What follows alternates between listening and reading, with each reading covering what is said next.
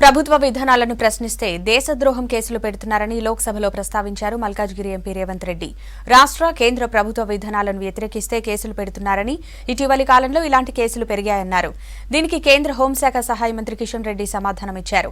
దీనిపై కాంగ్రెస్ ఎంత తక్కువ మాట్లాడితే అంత మంచిదన్నారు.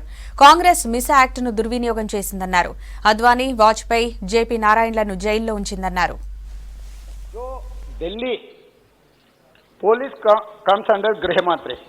सो दिल्ली तो कोई स्टेट सब्जेक्ट नहीं है सर। जो land order police state subject बोल के ये रिप्लाई में कहा है मंत्री जी ने, मगर दिल्ली जो पुलिस होता है वो गृह मंत्री के अंदर होता है। ये दिल्ली में अब तो 2019 बहुत सारे केसेस लगे हुए सर, उत्तर प्रदेश और दिल्ली में। मैं ये कहना चाहता हूँ सर, क्रिटिसिज्म और आस्किंग क्वेश्चन, क्रिएटिंग अकाउंटेबिलिटी, या केंद्र सरकार या प्रदेश सरकार को पूछना कोई सेडिशन नहीं होगा सर। मगर 2014 के बाद जो हिंदुस्तान में ये हो रहा है कि कोई सरकार के पॉलिसी के खिलाफ कोई कुछ कदम उठाए, किसी ने कुछ कहा तो इमीडिएट ये 124A में सेडिशन केसेस लगवा रहे हैं सर। इसका एक ही मैं इसका आंसर इसमें से मैं निकल के बोल रहा हूँ सर। 2019 में जो कन्विक्शन रेट इज 3.3%। केंद्र सरकार दिल्ली के बारे में बताएं।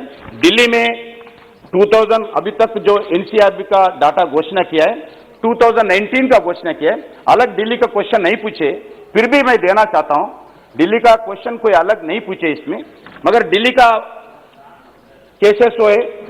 केरला कांग्रेस के जमाने में भी 2014 में केसेस था, 5 केसेस। और दिल्ली का मैं बताना चाहता हूं, इस साल का 19 का ओनली 1 केसेस, दिल्ली में ओनली 1 केसेस, 18 में 1 केसेस और 2016 में 2 केसेस। जब तक एनसीआरबी का डाटा घोषणा किया है, इसके आधारित मैं बताना चाहता हूं, अभी तक दिल्ली में कोई केसेस जैसा बता रहे वैसा कोई भी केसेस, सेडिशन का केसेस नहीं है। और मैं बताऊंगा ये केसेस जिसके बारे में जो इस एक्ट के बारे में आदरणीय सांसद पूछे, committee on criminal law reforms under chairmanship of the vice chancellor, national law university Delhi 5 फरवरी को 2020 को एक कमिटी गठन किया है केंद्र सरकार ने। Honourable home minister Amit Shah ji इस कमिटी के बारे में देश के सभी मुख्यमंत्रियों को, देश के यूनियन टेरिटरी को, सभी जुडिशियल ऑफिसर्स को, वेरियस यूनिवर्सिटीज को, लॉ यूनिवर्सिटीज को, लॉ इंस्टीट्यूट्स को इसका जो अमेंडमेंट करना चाहते हैं, इसके बारे में देश भर से सुझाव मांग रहे। चिट्ठी भी लिखी है आदरणीय गृह मंत्री अमित शाह जी।